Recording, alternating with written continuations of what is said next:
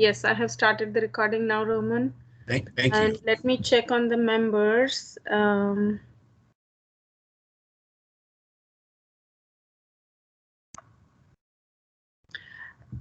Roman, by any chance, do you have the focus group meeting, focus group members list, so you can go through and see if we have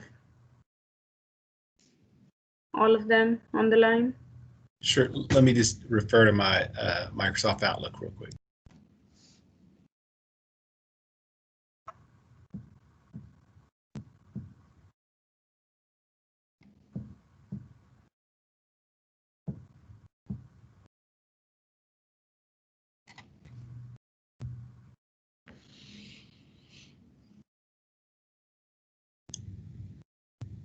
I believe the members would be Meg Lustro. She's online. Dr. David Abraham. We are waiting for him. Isfar Omar. Omar Isfar. Not on the line. Mr. Peter Friedman. On the line. Mr. Matthew Camp. On the line. Mr. Rob Hellier. Yes, we have him on the line. Steve Curry. No. And Zion Escobar. Zion Escobar is on the line. So that's 1, 2, 3, 4, 5, 6, 8. Missing one more. It would be Lisa Clark. Miss Clark is not on the line, but I think we have adequate members to get started. So can you please start the meeting? Okay, good morning, everybody. Hopefully the others will join us. Curtis Davis is a member. So I may be off on my members. I believe there are only 9. And Curtis Davis is not on the line at this time, but okay. they'll be okay. We can get started. Okay, great. Thank you. So I want to begin by, first of all, thanking you all this Friday morning. Hope everybody's doing well. And thank you for joining and being part of this task force meeting. This is the Conservation District Task Force that is part of the subcommittee, if you will, of the Livable Places Committee. So the purpose, what we're going to do today is we are going to just kind of repurpose the very simple purpose for the task force, and we will review suggestions and comments from the last meeting. Now, you'll recall that in the last meeting, we went over the City of Houston existing sort of preservation or character preservation tools that we have, which include the historic preservation laws, the ordinances, the districts, and then the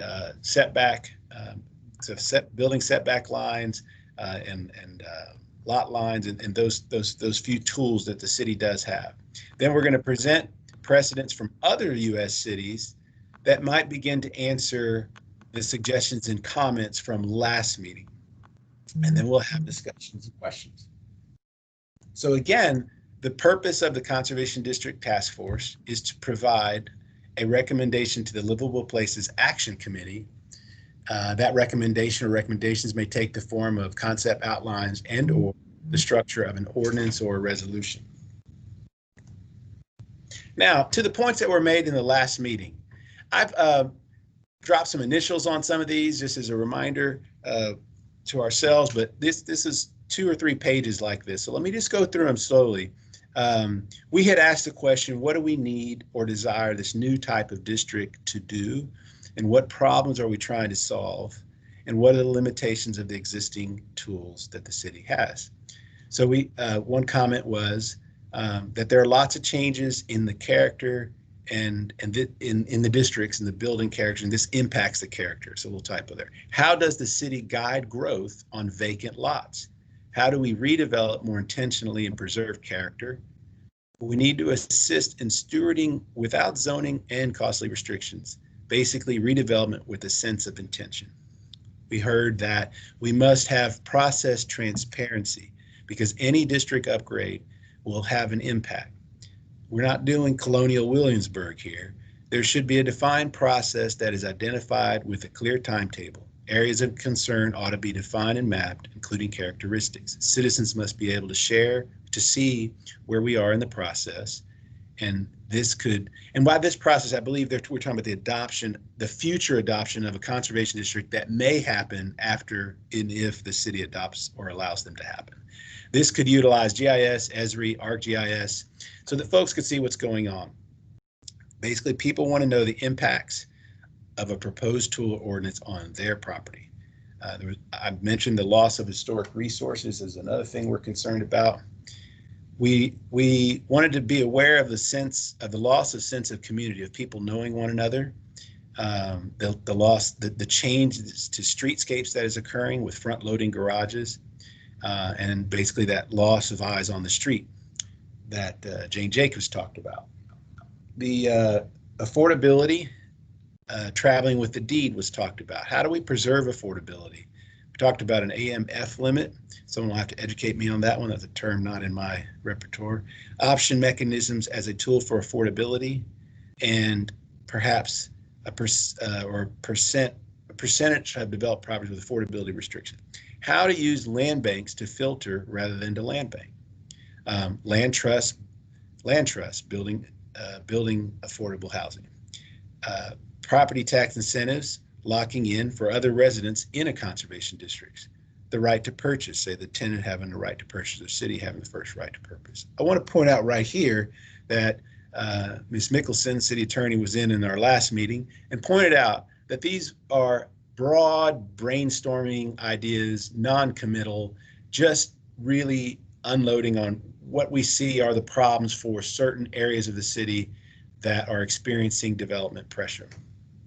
And so there's nothing, we may not be able to address all of these things. We also heard about how to reevaluate a district. Should it have sunset provisions? Should there be a trigger for an automatic sunsetting? Regulation versus incentives. Somebody wanted to wish to discuss the idea of incentives much further. How does the city make it financially irresponsible not to do appropriate work because incentives are in place? There were some points in the chat in the last meeting that Atlanta has a trust fund to assist low-income people with property taxes, that we should have a toolkit with more details. The other thing we talked about was briefly touched on, and this I think will end up being part of the final discussion, but characteristics that we could be regulating. We talked about minimum lot size, which we already have, building lot line, minimum parking standards, landscaping materials. We also talked about building height, street access and facades, architectural styles, building shape, size, placement, and demolitions. After the last meeting, I received this email, and I want to partially read some of it to you. So a member of the Livable Places Action Committee that was listening in on the last meeting lives over in an area called Museum Park. That's the area bounded by Alabama on the north, 288 on the east, Herman Park on the south, and Main Street on the west, and all the great cultural resources that are in that neighborhood. But they talk about that the preservation of green space, and in their area, there are these beautiful mature oaks that sit in the esplanades. That's actually Houston Parkland, so they're safe, as well as those that line the public right-of-way. But just recently, mature oaks in the easement of Caroline and Calumet were severely pruned by the owner of the property, who raised an old home to create a parking lot.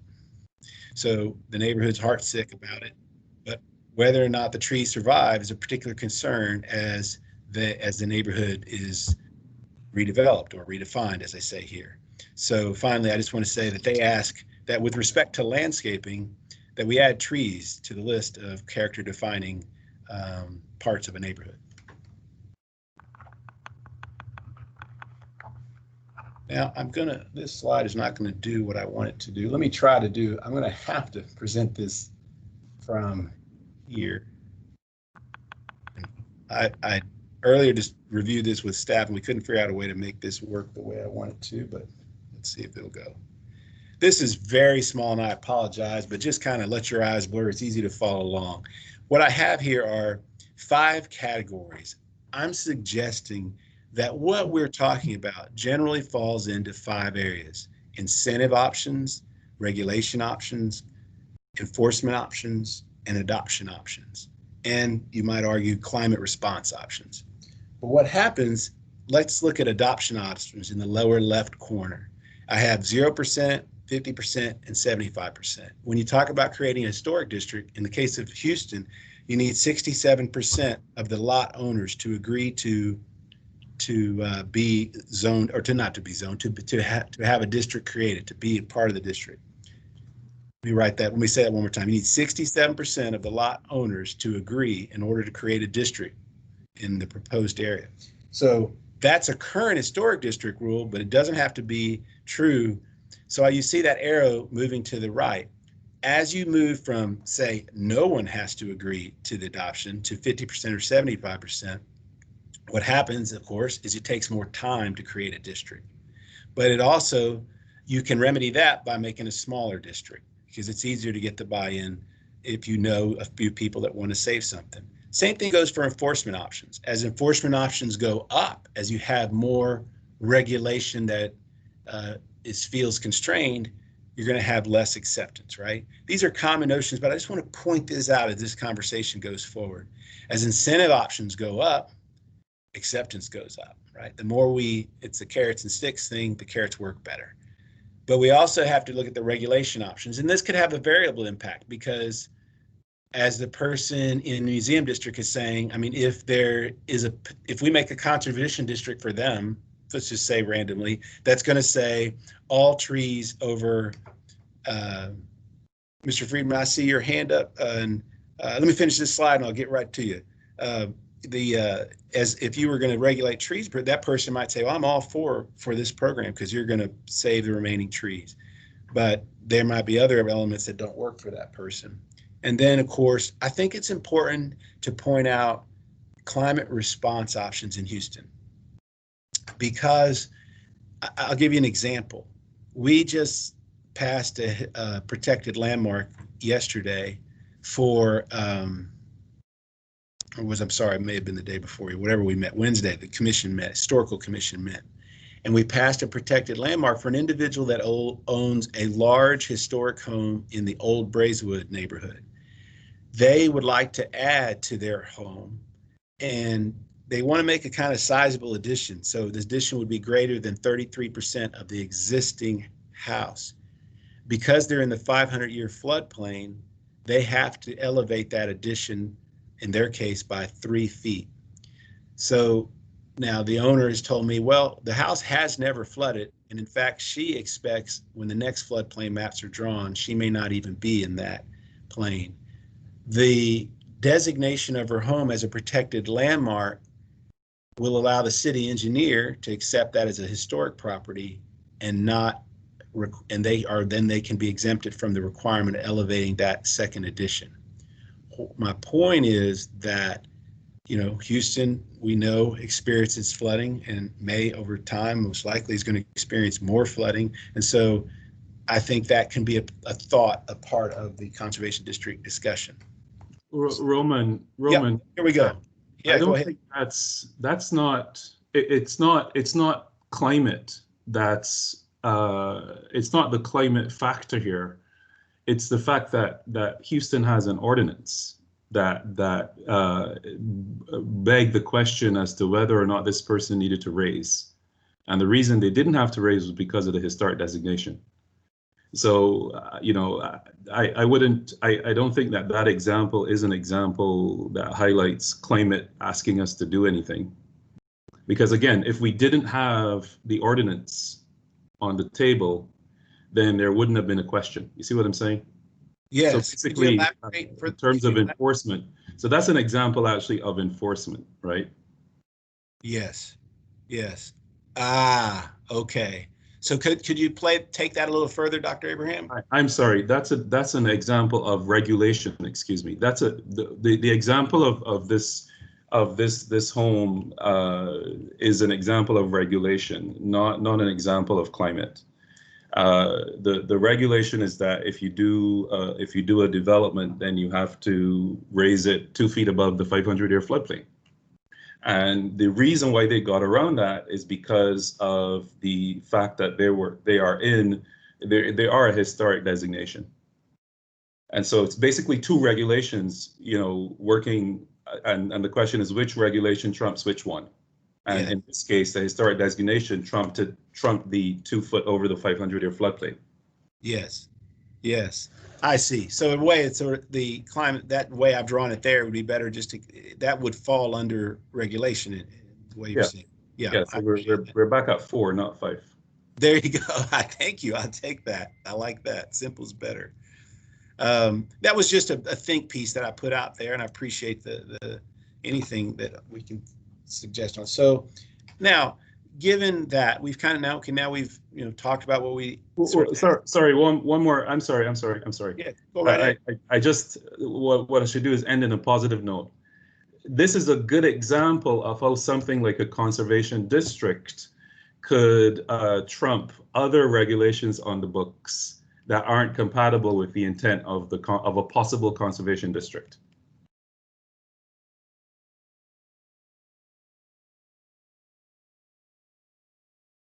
You're muted, Roman. My apologies, Mr. Fried. Thank you for that comment, Dr. Abraham. And Mr. Friedman had his hand up. I did for a different reason, but this is important because I think this is right. For example, you were talking about trees. When we're doing an affordable house and we do a couple in a row, we typically have to grade multiple lots at the same time. If we go and pile dirt up to the level that it needs to with the current flood zone rules, a lot of times the higher dirt level on the base of a tree will kill the tree.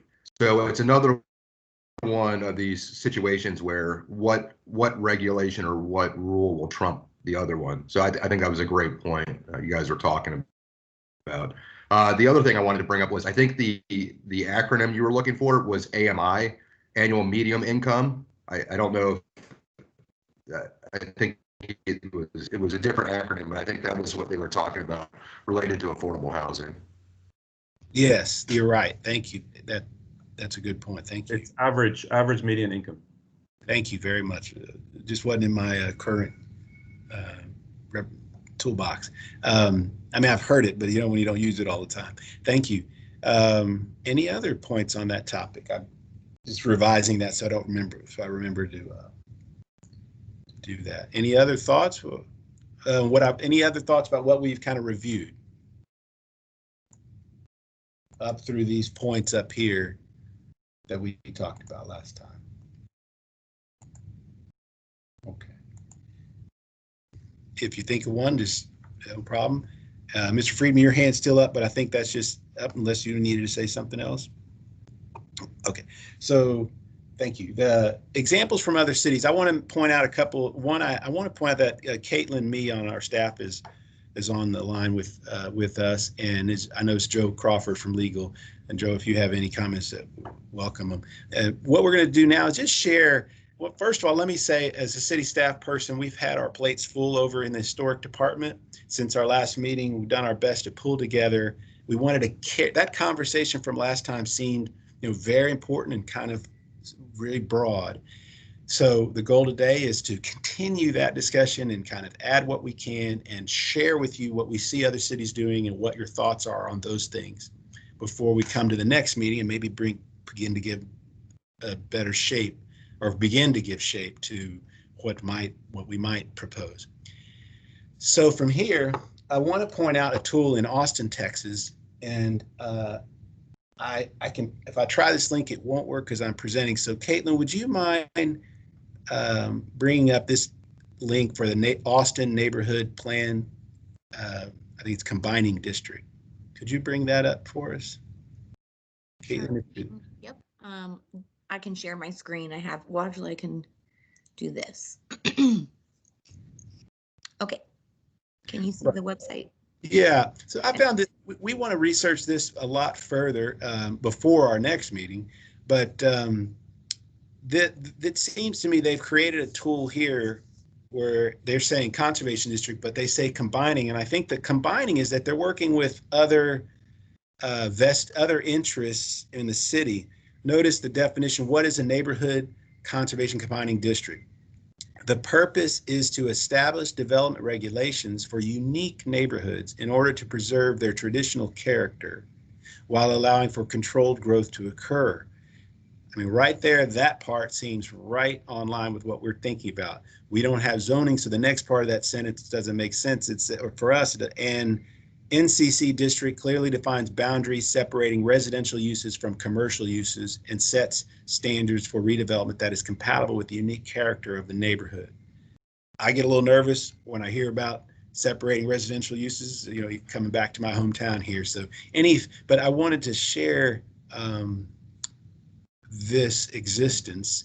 You can imagine now if Caitlin, you had extracted 2 points that they allowed something about a small lot development in the conservation districts and reduced parking requirements for mixed use buildings happens in those districts.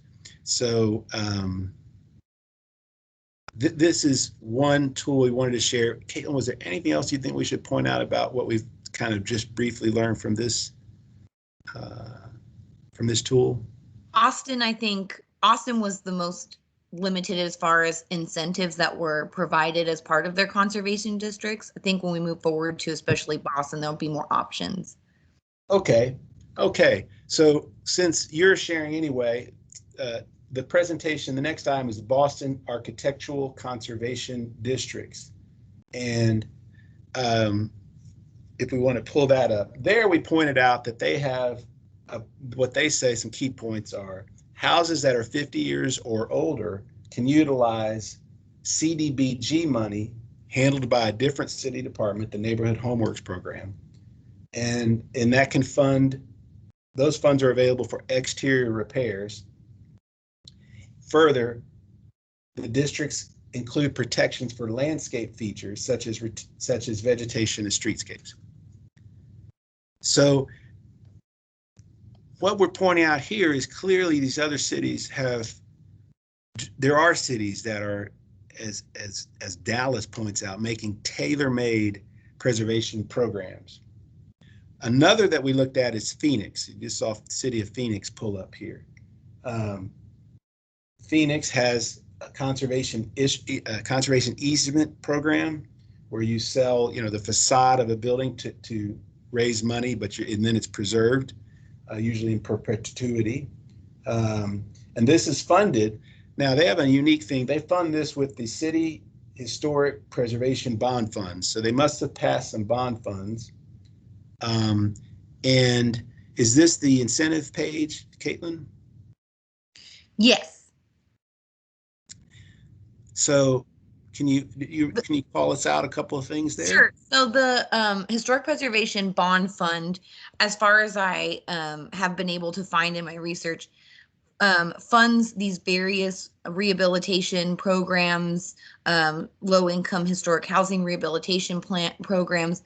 I think I hope to call some of these cities and get more information on it, but I'm sure these are funded either from some sort of, like you said, yes, monies that are allocated to these programs. But I wonder if a lot of it seems like CBDG funds were used. I know in other cities, SPLOST monies have been used for similar type assistance programs. But Phoenix and Boston seem to have the best economic incentives, or has specifically called out appropriate growth for new construction as part of their conservation ordinance. Good points. And I noticed there that last point, state, federal, and other incentives. Here on the east side of Houston, I pointed out that our Neighborhoods to Standards program, or the Neighborhoods Protection Program, I think it's called, demolished a building on the east side that was, how many residential units was that one, Caitlin? Was it 8 or 12 or 18? There was a 16 unit historic multifamily building. From a point of view of historic preservation, a really special historic resource that had been deemed to be substandard, which could apply to a bunch of houses in historic districts, as we know. but it's the ones that don't have anyone protecting them that we lose. But that particular property was troublesome because if you look at the last point here, Phoenix is pointing out state, federal, and other incentives. That house could have been rehabilitated, and over 40% of the money to rehabilitate it could have gone back to the developer using state and federal tax credits. But if we even add the municipal tax credit program or a municipal program of incentives, which we have some here at the city, that would have been good. Then you have the warehouse and threatened building program above it to help people return programs to viable uses. San Antonio is very active. They have a vacant building program that they manage very tightly, and there are other programs that could come from this office, and we were happy to begin to embrace those ideas. The next city we had was Riverside. Did you want to mention Riverside, California neighborhood conservation areas? Riverside offered through their Mills Act a tax abatement program, and that's just a good example of something that we actually already have in place as tax abatement for historic homes and homes within historic districts. And I believe that goes through our economic development department, and I think is it 15 years that yes, that it covers. So there are tools that are already in place that could benefit a conservation district as well. Yes. So that's covering some of those things. I wanted to share with you the innovations happening there. The other thing we wanted to talk about was going back to the transparency on the issue of transparency. A lot of these tools, I mean, Lynn's is on and Suvita, and y'all have used, the city has used other tools, but we wanted to show which, and so this isn't uncommon, but I think Curtis Davis, he's probably not on this particular call, but he talked about the need for full transparency. And Caitlin, do you, I grabbed the screen back, but do you want to grab it back and share a little bit about that tool? Yeah, I see this slide isn't working for you, so let me share. Sorry about that. Let's see. So similar to, this is Fort Worth's map, GIS map, where you're able to track their certificates of appropriateness and design review as well as their landmarks. We can build a map based on a map that we actually already have created to track the status of the review or process for any conservation districts, and also provide information, any information that is deemed kind of helpful to the public can be included similar to this map. San Antonio has a similar map where you can see like the historic districts. We have one as well, but they've just expanded on the information. So this is a tool that we could use to kind of inform the public on the direction and status of our conservation districts. Thank you. That's great.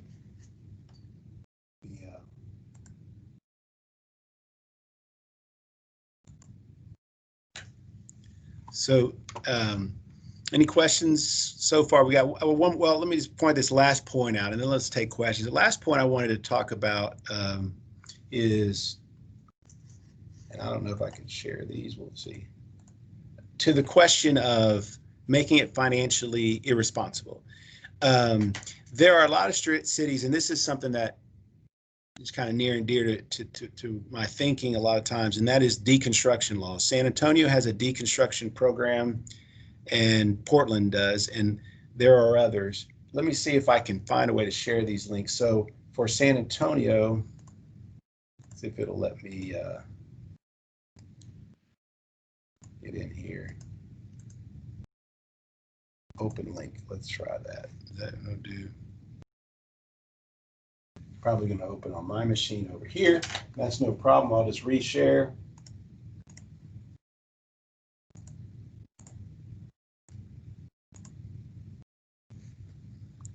So here's an explanation about that, but about San Antonio and these kind of initiatives that have gone on. You know, the material that's in the historic buildings, of course, as y'all know, there's a lot of old growth lumber.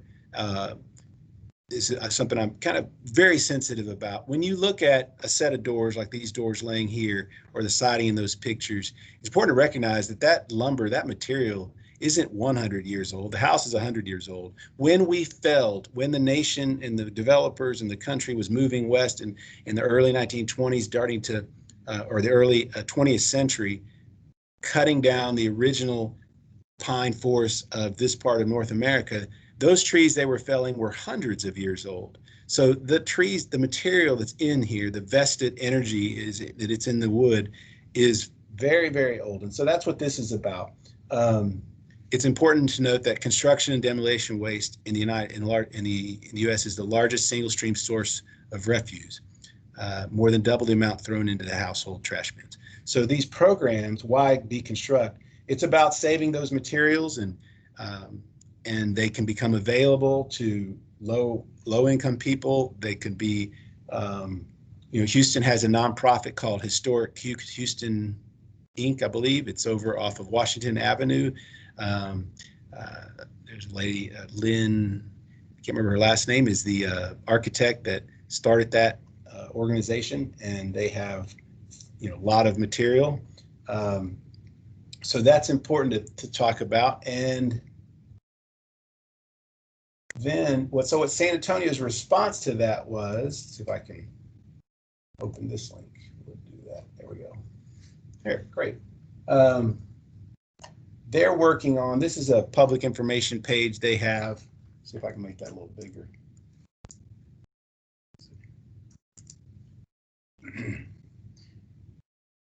So this is where they're working on. In 2017, a council member made a request in response to demolition penalties and neighborhood concerns in San Antonio. The broad goal of the initiative is to develop and sustain a local workforce in construction and heritage trades and deconstruction, increase the availability of high quality and affordable salvaged materials, address important environmental concerns, including the reduction of carbon emissions, reduction of raw material and waste and water consumption, and the reduction of airborne toxic pollutants associated with demolition, and reduction of construction waste, and to encourage neighborhood continuity and develop a local circular economy, and to achieve citywide sustainability goals as outlined in their climate action and adaptation plan. So they had a committee, and I'm not sure where they're going with it, if they've actually adopted an ordinance, but these are presentations. So actually this is all happening within the last year. You see the date on these. Again, this is something we can go and dig a little deeper in for us. And let me look one more, Portland. So let me get that one open. Portland's program has been so successful that they've expanded it. They're expanding their ordinance to more buildings. They initially started their ordinance and it applied to buildings that were, I think, built before like 1910 or something. So now they're saying buildings built prior to 1940 that the deconstruction will apply to. So same topic, same reasons, same efforts that we're talking about there. So I just wanted to share that as this idea of like financially responsibility, ways that you can both do something positive and that has that. That is, for the most part, oh, so how do I get back to where you are? Over here.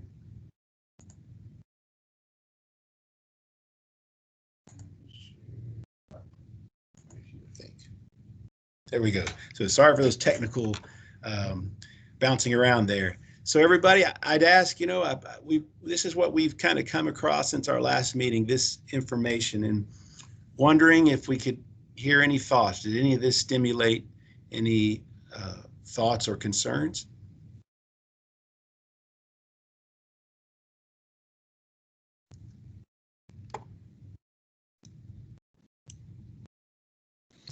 Well, I'm just wondering about the cases that you presented. This is David. I'm just wondering about the cases you presented, the examples, and why you guys chose those examples. Like wondering about the total number of conservation district types in the country, and wondering if we can get to the point where we can kind of classify those examples, based on I suppose the different types mechanisms that you presented. You know, what are the regulatory pieces? What are the finance pieces? What are the incentives? You know, so that we can kind of, you know, do a more, you know, broader, more comprehensive look at the scope of things. Because, you know, I'm not, you know, going through the separate examples, you know, it's kind of like picking and choosing a little bit. So it's kind of, you know, it's not really gelling with me. It's not really flowing with me as I would like. But you know, I absolutely appreciate the fact that we presented a framework today showing the different types of regulatory approaches that would be possible. But yeah, I'd like to see a more comprehensive kind of scope of what's going on in the country. How would you, and we can certainly do that, and we know more. What, you know, we know where to find it, Dr. Abraham. What would be the format? Let's say if we were going to bring forth in meeting number 4, how do you, in this format, virtual meetings, in an span of an hour, what do you suggest? How do you suggest we bring it forward? Well, you know, certainly you'd have to make, to make best use of that, it'll have to be available to us, you know, outside of the 1 hour period that we get to. But in terms of using the 1 hour period, you know, let's say you did present that here were the suite of options for economic incentives. I'd like to also see some imagery with what the neighborhood or community or whatever it is actually looks like, that the types of incentives that you're representing are applied to. I think we saw that in the first or second meeting where planning staff showed, you know, different types of building arrangements that we have on the ground in Houston. Mm-hmm. So mm-hmm. if you present something going on in San Antonio, here's what this ordinance looks like. Here is a community that it was applied to. You know, then we can have our visual cues, you know, also kind of activated, so that we know what we're getting to. Mm-hmm. You know, only because, again, Houston is a large city. We have many different types of neighborhoods here. Mm-hmm. So we have to get a grasp on the different typologies. Mm-hmm. But certainly, yeah, I mean, I don't know that we should be limiting ourselves to just, you know, reviewing, you know, this kind of information in a 1 hour period. You know, you can send that to sure. Outside of the 1 hour period. We can certainly share all of these sources with folks, and then the imagery, of course, is normally very important to me. And I let me see if I can make this slide come up. Director Wallace Brown mentioned that she had presented in Australia on a topic. I think it had to do with development. You know, this is Shady Acres in the northwest corner of the 610 loop, the northwest corner of the 610 loop. So to the east of the TC Gesture, and then I think that's right. And it's flipped. It's actually must be the freeway, the 610 on the top. So I apologize if the orientation isn't right. But the point of the image is to show the tree canopy change and the development change. So, you know, that area had a lot of old lots, large lots and small houses. And that's on the left, how that looked in 99. And in 2016, you see the impact of that kind of development. So I just wanted to share that in terms of.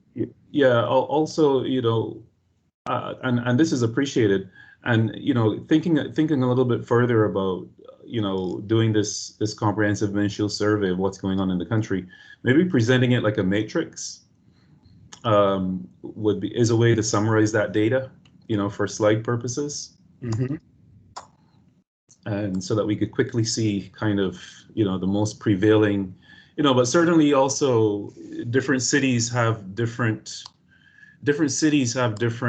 mechanisms in place, you know, kind of based on their overarching political/cultural preferences. You know, we are a no zoning city, right? So I think that should, you know, the cities, whether this, I'm rambling a little bit here, excuse me, because I know that we have a lot of constraints on what we're doing.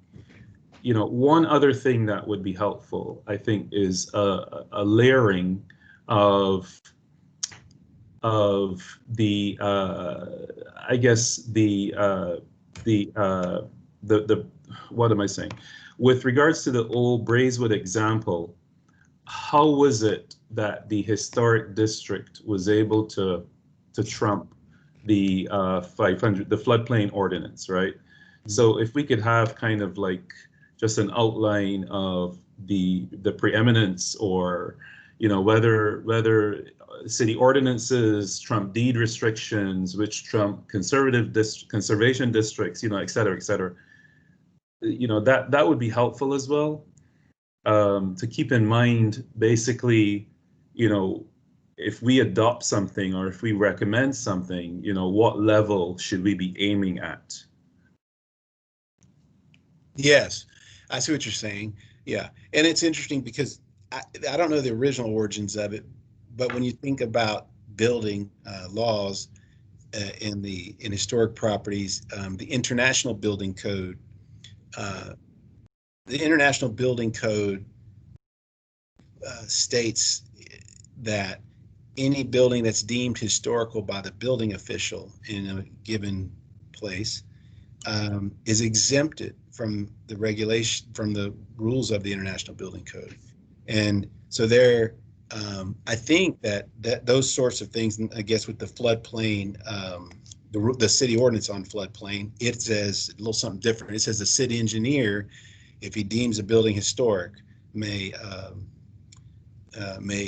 exempt it from the floodplain regulations. But I guess these laws stem from just the desire to preserve history. I always think that without that IBC exemption, what would New Orleans look like? So, but that's I don't know if we can find how it lives, but I understand what you're saying, that where do we want to get in? Yeah, if we can have a hierarchy, I guess the word was hierarchy of how of neighborhood / building considerations in our city. What do we have right now, and how does the hierarchy look? Mm-hmm, mm-hmm, mm-hmm. Where is deed restrictions in all of this, right? Mm-hmm. And as you mentioned, building regulations, where is, yeah. So I think having that as a running guide as well helps to contextualize, again, the level at which we should be aiming for. But this is great. I appreciate what you guys are doing. Yeah, believe it or not, it's not that easy to put your finger on that information as city staff with limited time. But we can, and then Caitlin was able to find this information in this interesting sheet from the Preservation Alliance, or wherever the source was on that one. But they are unique. And when I worried about a matrix, a very simple matrix that lists the cities, been hesitant to make that, but because sometimes it just seems so blatantly dry, I wanted to kind of ask us to really think about, which we did really well in the first meeting, getting that broad list of tools. And ultimately, I believe that this commission this task force, well, I'm sorry, I see Zion Escobar. Would you like to say something? Yes, but I finished what you were saying. It's okay. I'd rather hear from you all. Well, I wanted to agree with several of the things that David said, and I actually appreciate them, because some of those things I hadn't thought to ask of you all, but they're incredibly helpful. What I wanted to share is something else that we're doing that's similar to this with UTSA. They have a historic preservation program. So if there are some things that you guys feel like you don't have the time to really fully investigate, we're working with students to answer some of these exact same questions. They have a professor there who helped get all the UNESCO things done for San Antonio to earn its designation. And that instructor is creating a studio to reflect on these issues, focused specifically on Freedmanstown. And so the process and the framework she's using is starting with case studies to essentially orient her students and her graduate students on why these topics are important, and see the nuance and how one succeeded and one failed, and what are the different policy changes between the two that cause the same concept to succeed and fail in different cities, right? And that's what I think some of us are asking. Like, we want to make sure that it's not like a gotcha. We agreed to do this, but then we got that, because I feel like that's kind of how Houston got to where it is to a certain degree. So if there's some things that you guys want to punt to these students for research and these topics, please feel free to share that. I think this idea of being able to present this matrix to everyone, I hope it doesn't sound cartoonish, but having some kind of pros and cons listed and some analysis from that perspective of what this meant to the community and what they lost when they chose this, even if it unfortunately works against the exploration that we're doing, I think would be helpful so that we understand what other criticism may is out there that we haven't thought through yet, to add some complexity to these high level comparisons, essentially. And that's just my personal thought. I don't know that that's the right answer, but I like the idea of the matrix. I like the idea of having the pictures that show kind of this is what they're working with, and this is what their makeup and their backdrop is culturally. So they would maybe be more aligned with that. We have to look at these tools because of our ecosystem here. So that would be helpful for our knowledge in our community in Freedmanstown, and we can pass that on to these students who are working with an international architecture firm to solve this problem for our community here. That's great. That's good to hear. I know they have an excellent preservation program at UTSA. So we'll take you up on the offer. Maybe we'll make a wish list and of course see if the professor can squeeze any of those things in. That is a great idea. Any other thoughts? Well, please do, because we're actually creating the content for the design studio right now, and it's being led by us. We get to dictate what the content and what the research is. Okay. Well, if it's not raining tomorrow, I plan to see you at the farmers market, so we can. Yes, sir. If it's not raining, we can talk about that further. We will. And I mean, for the most part, it's just getting in there and digging around to see what they've done. But I think ultimately, if we can just, and I don't want to, well, let's wait to the next meeting. So any other thoughts about the discussion here about the items we've talked about? I know we're missing, it looks like, quite a few of the members here. But I just want to make sure we hear any thoughts about, let me go back to the items from last time. These points here. Let's see if any of that jogs anyone's thoughts.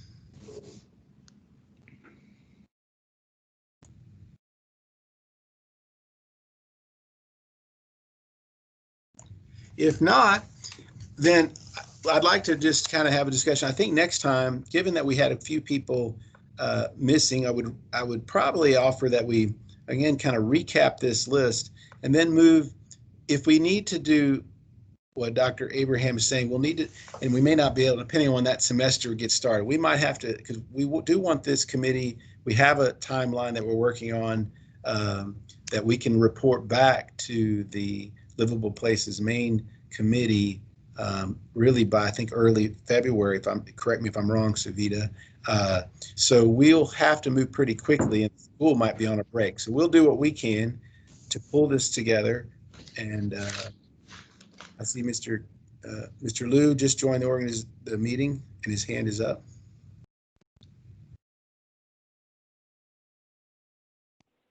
Kirby Liu, would you like to say something? Hi, sorry, was I being called on? Well, your hand was up. I didn't know. Yeah, so I guess going back to this matrix idea, I just wanted to get an understanding, because all of these documents do get published on the City of Houston website. And so, especially if we're doing this matrix type of sort of survey or overview, and we're doing sort of a pros and cons kind of thing, I wanted to also caution against basically assigning, value judgments on when you're putting a pros and cons, essentially you're putting your thumb on the scale a little bit. And I don't know if there's might be a process for us to, put input on what the pros and cons are, and then that becomes the sort of revised document that gets published to the public. Because depending on how things not only just worded, but the things included as a pro and things included as cons, they sort of weight things in a certain way. Sure. So like maybe distribute that when what we put together out to the commission and get some feedback before we present it in the next meeting.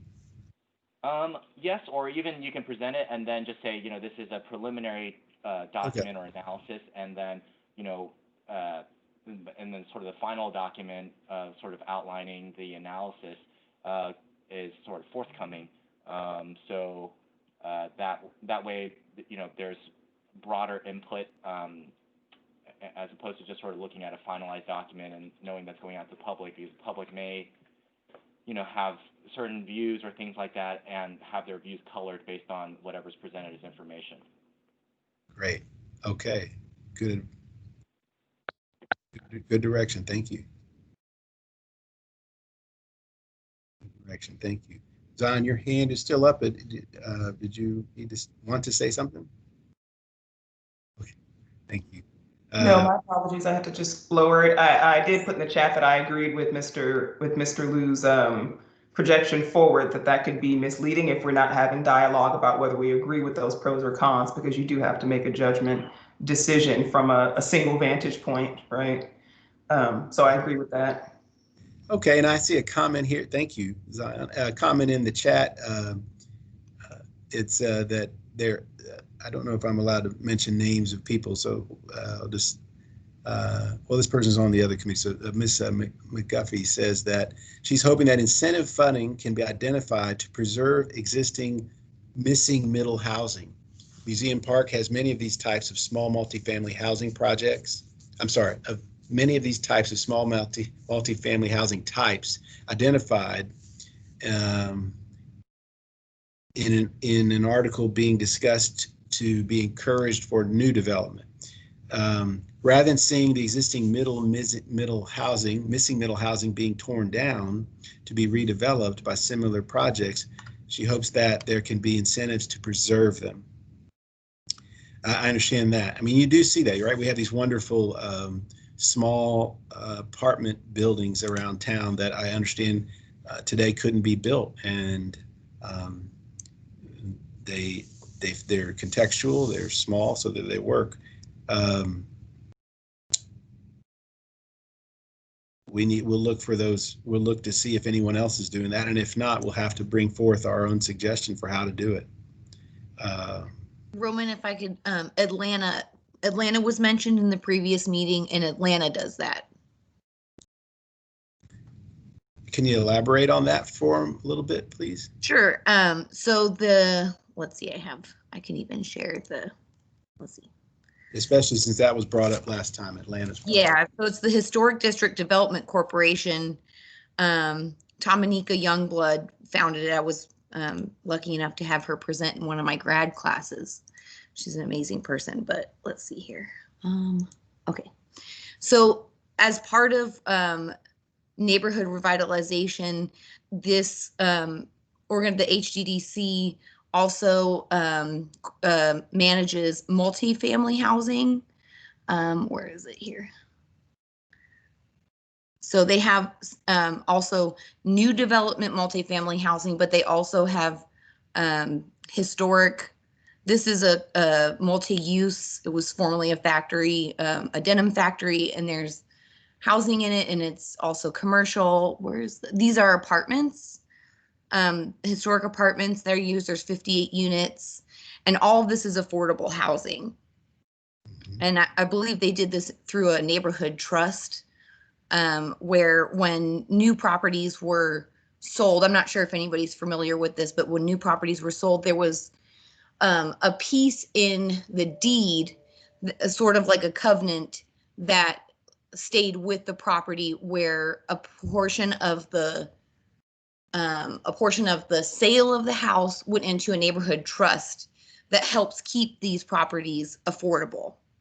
And we can research this further and provide more of a, I guess, kind of like what Dr. Abraham was talking about, with more pictures and maybe a deeper dive into exactly what they're preserving. But this is specifically looking at the Sweet Auburn and Dr. King's historic neighborhood in Atlanta.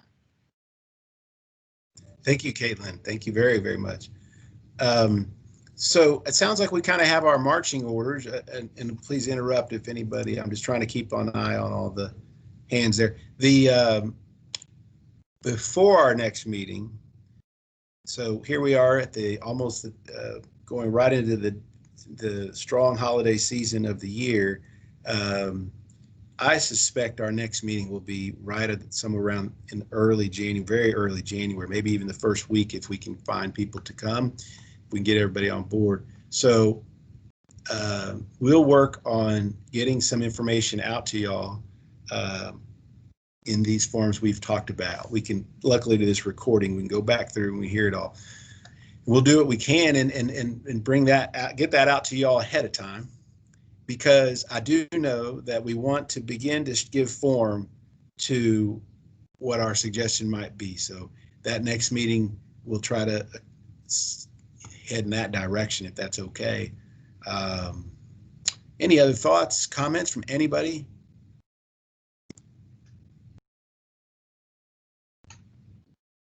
Mr. Friedman?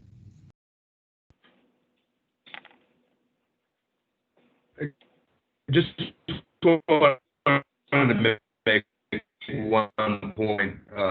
I know several that do affordable housing in Atlanta, and their tax structure is dramatically different than ours. If you are of what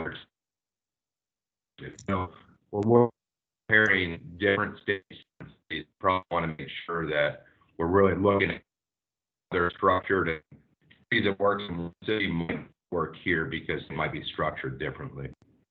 Thank you, Mr. Friedman. You were breaking up a little, but I think what you said is be sure we note the differences in tax structure to any place that has a program we're looking at. Is that right? Because you were breaking up quite a bit there.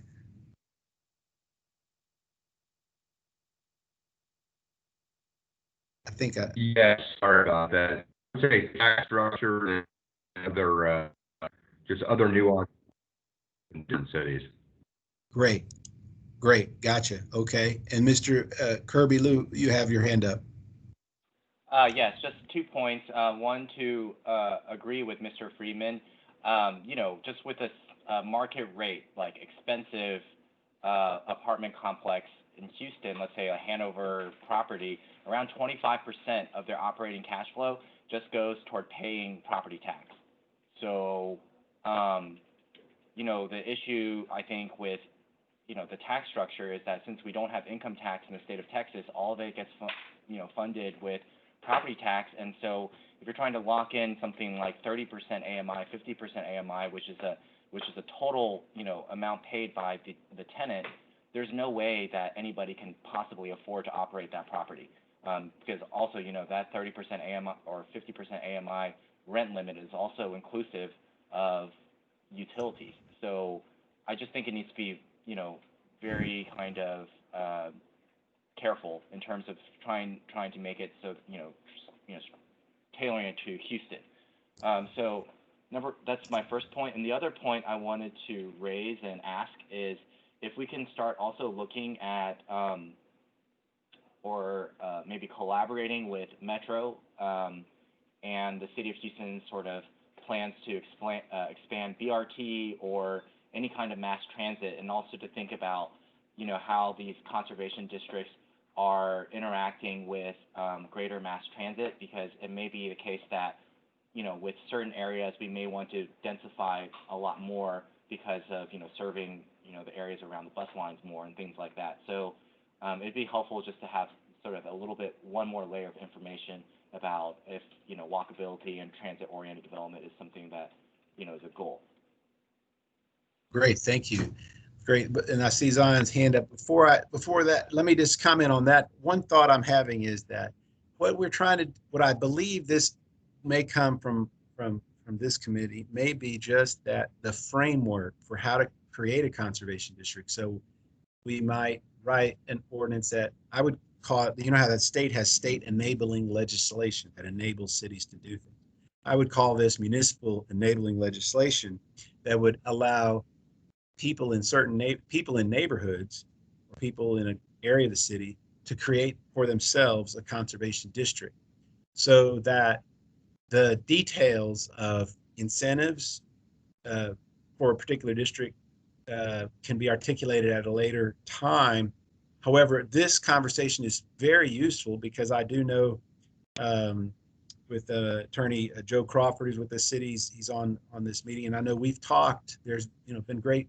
We've been talking about this, how to help with the affordability issue. So thank you for that, Kirby. I just want to comment that we don't have to resolve that complicated question, I don't think, and yet we could put forth the enabling legislation that says it's possible to make a district. And I'm sorry, I would let Zion, would you like to speak? Sure. I'm super excited by all the feedback and engagement we're hearing. And some of the questions that are coming up, I think any developer, any person who has the responsibility of guiding where a certain area or community is going to head and what that means for the tax base should be concerned about all of these questions. And one thing I wanted to ask, and again, let me know if this is beyond the scope of this particular task force and if we're going a little bit too deep as you may be indicating, but would it be prudent to essentially, once we get to the end of some of our case study exploration and things like that, have some folks from those individual cities who represent what happened there, who know the ins and outs, and have them on a little panel discussion on a Zoom so that we can actually ask them questions to resolve those questions in our mind. Well, what is your situation here? How is it different from that? And maybe there's just kind of one person who's a captain of knowledge from each of these places once we whittle it down as to these two look interesting, but what's the gotcha? And have them on in this call to essentially take a round of questioning from the crowd. Sure, we can try to, we'll look for those individuals as we're going along. And then maybe that could just be another meeting we slip in, or we just somehow slip them into our regular meeting. Yeah, that's right. Good. Yeah, I think. Yeah.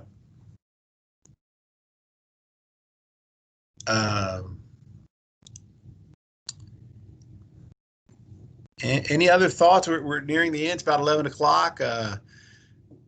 Appreciate again everybody's input on this meeting. We were short a few people. We still had a good discussion here, and I think hopefully we accomplished what we wanted to achieve. Review last time, and then talk about where we are. So if there's not any other thoughts, I guess we could wrap this meeting up.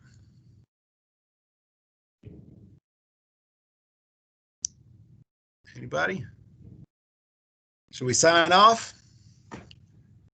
Everybody, any other comment? I will comment, of course, we'll send out a doodle report or a way to find the next meeting very shortly, probably next week. And Suvita, any other announcements we need to make? When's the next Livable Places, maybe? The next, thank you, Roman. The next Livable Places meeting is on Jan 12th. And based upon how the schedule works, it will be helpful if we all can meet again in the first week of Jan. And I would appreciate any members who have conflict already, please do share. But we will get the doodle poll out sometime early next week. Or maybe before by the end of today, we should be able to send the poll out. The closer these meetings are, the more memory we can retain, I think, in terms of what we discussed and how we want to proceed further with the next steps. Great. Thank you for your comments today. Thank you, everybody. Thank you, all of you. Thanks to all of you, and hope you have an enjoyable rest of this holiday season and the rest of 2020. And staying healthy and all that good stuff. And we'll see you in the next one. And meanwhile, my email was as the same. Any other thoughts that come up to anyone in the public? Let me make a final check on the chat real quick. I haven't looped back to that. Thank you. Kirby says, thanks for organizing. Thank you all. Best wishes. We want to stop recording, Savita, and then we'll. Yes, sure. Thank you so much all for joining, and wish you all a Merry Christmas.